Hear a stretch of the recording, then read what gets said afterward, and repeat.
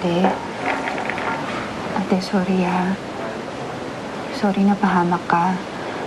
Alam mo, wala naman si intention po mangyari yun eh. Si Leslie naman, yan ka, wala kang kasalanan.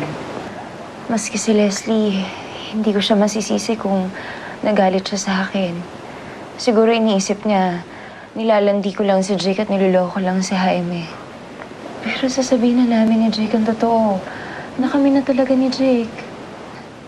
Ano? Alam mo ba yung sinasabi mo? Ha? Mahal na mahal ka ni Kuya Jaime, masasaktan siya. Pero si Jake ang mahal ko. Hindi rin naman yata tama kung magpapatuloy pa ako sa pagpapakasal kay Jaime. Mas lalo lang siya masasaktan. Ang sabihin mo, selfish ka. Iniisip mo lang kung sinong mamahalin mo. Iniisip mo lang kung sinong pipiliin mo. Makasarili ka? Bianca, sandali.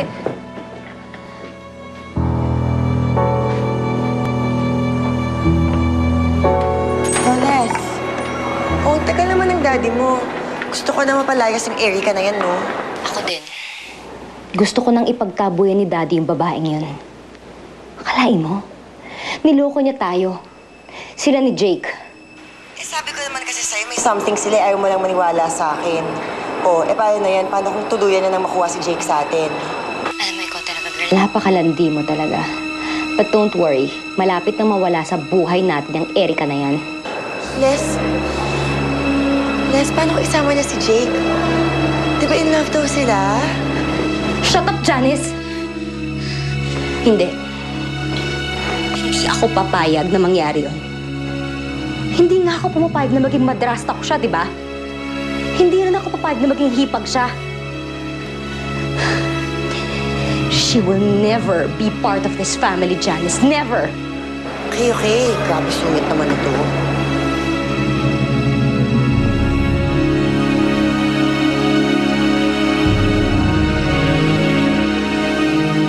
Alam ko na tinutuhog mo ang daddy ko at ang kapatid ko. Ikaw, Jake, kakapihan mo yan? Sige, kampihan mo yung babae mo! Pero makakarating kay daddy ang pagtataksil ng dalawa. Ang sabihin mo, selfish ka. Iniisip mo lang kung sinong mamahalin mo. Iniisip mo lang kung sinong pipiliin mo. Makasarili ka?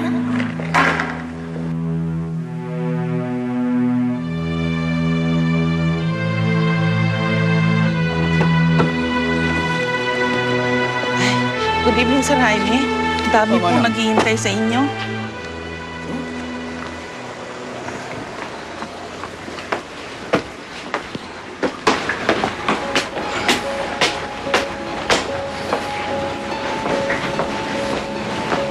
Oh, Joaquin.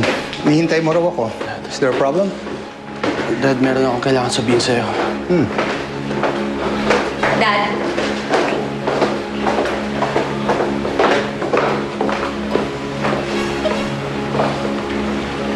What's going on?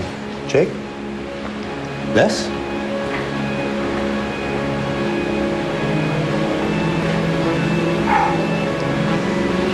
Can someone please tell me what's going on? Mas bubuti nga siguro na kumpleto tayo ngayon. It's better that everyone hears what I have to say. Dad, Erica and I are in love. Kaya hindi mo siya pwedeng pakasalan.